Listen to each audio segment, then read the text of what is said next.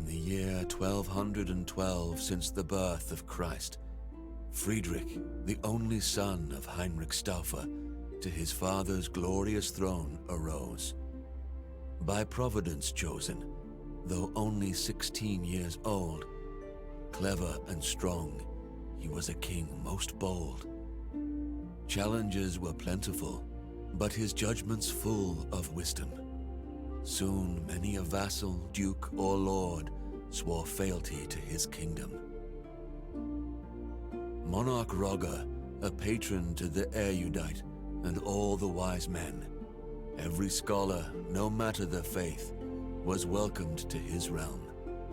His deeds were glorious, his subjects loved him more and more, his dominion prospered like never before. Soon the rumors were spread from the east to the west about Roger, the ruler of Christians, by God himself blessed. This praise reached Pope Gregory, but he froze, irked by hearing of another man as one God chose. Gregory's envy would lead to consequences most dire. No living soul could save Friedrich from his ire. With excommunication being his only other fate, Roger rode to Palestine on a crusade to save his state. Even with his most trusted knights, a dangerous proposition. Journey long, perilous and exhausting, a truly risky mission. Many a good man dead due to illness or fatigue. That was the true terror of the Pope's intrigue. One day a desert storm came, raged and refused to wane, threatening to end both their lives and the campaign.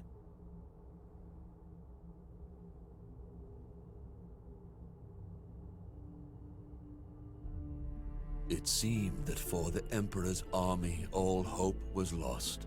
Centuries were ordered to find shelter, no matter the cost. At the last moment, the group's scouts spotted a cave. Though ominous and sinister, they must choose to be brave. Roger's men entered the grotto with uneasy feel, making camp in surroundings that were most unreal. Days went by, the storm unwavering, no sign it would clear. Friedrich and his chosen explored their shelter without fear.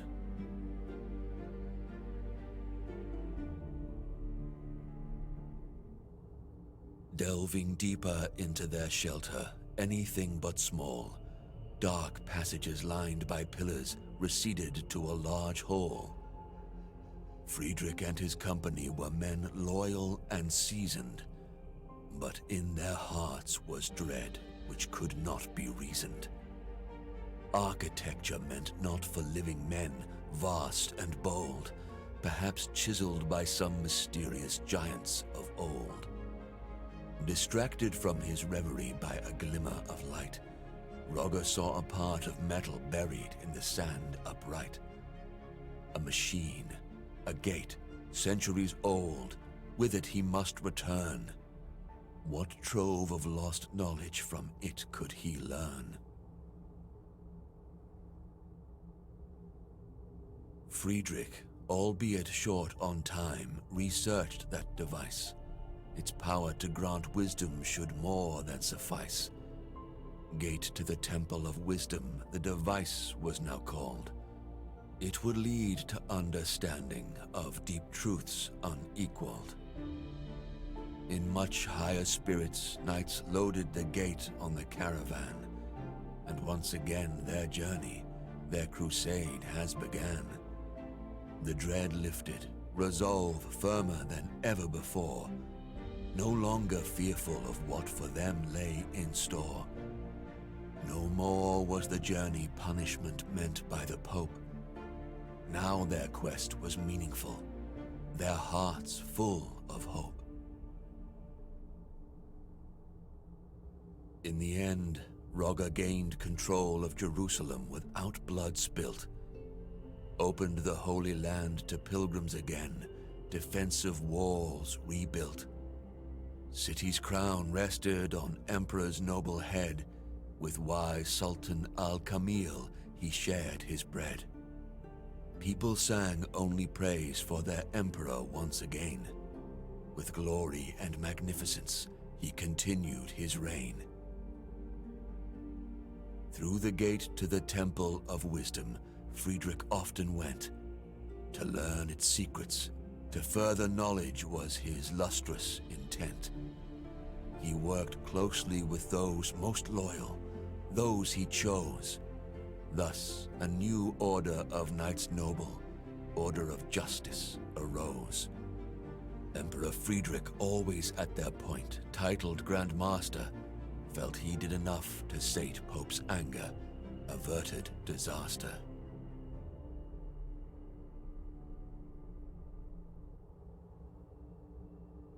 But to Gregory's ears were whispered rumors terrible, stories about a deal with the devil and lies unbearable, about how Rogger's order was built to conceal a devil's gift, and since the Pope believed it, it caused an irreparable rift.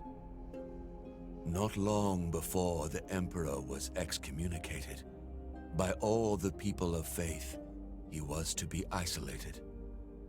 Residents of Jerusalem, who just a year ago called him their savior, now cast him out, the Pope to blame for this behavior. The Emperor by this iniquity was aback taken. All the Pope's intrigues left him quite shaken. When he finally retreated to Italy and his throne, he lived for his order of justice and his land alone.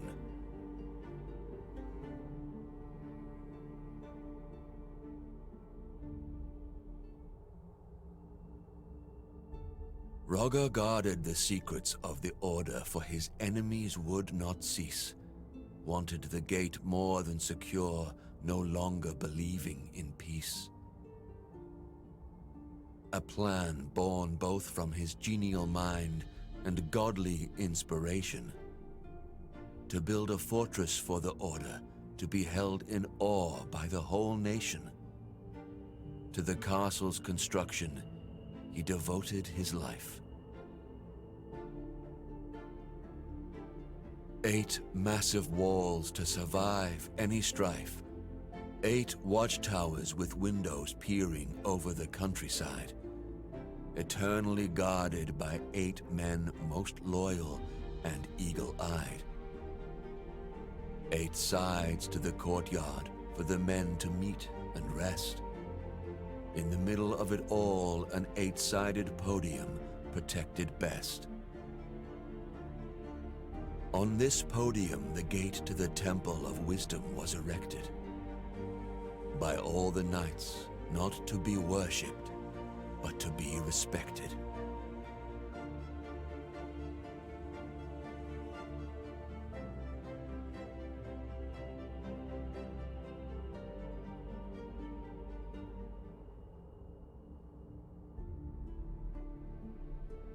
So it was created, for both the lost and the wise it did shine.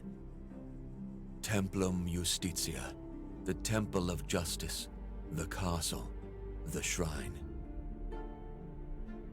It was quarters of the order by the wise Placentinus foretold. Inside were troves of wisdom and power, more precious than gold. Even for the wise and powerful flies the time. Men became old, children rose to their prime. After the death of Rogger, Grand Master first, others came, best of the order, in wisdom versed. One after another silent, hidden, but each of virtue measure, the gate to the temple of wisdom, always their treasure. Generation after generation, the secret was keeping, wealth and wisdom gaining, never relenting, never sleeping. But the year 1465 after Christ came, and for the order of justice, the world was never the same.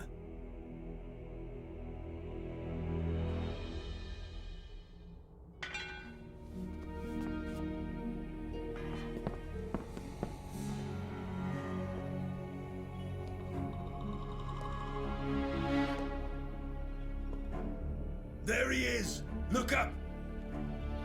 In the window, across the room! Get in!